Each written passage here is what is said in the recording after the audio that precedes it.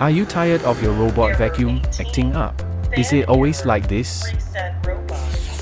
Take a look at the problems we have solved for our customers. A customer reached out to us with a Roborock S7 robot vacuum that won't work and displays errors. When we tried to turn on the robot vacuum, it just said an error message. Behold, we found the root of the problem, a faulty fan. But we didn't stop there. Look at this dusty.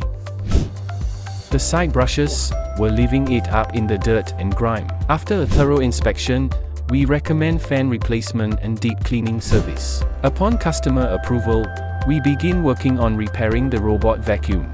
And then, the moment of truth. Look at it go.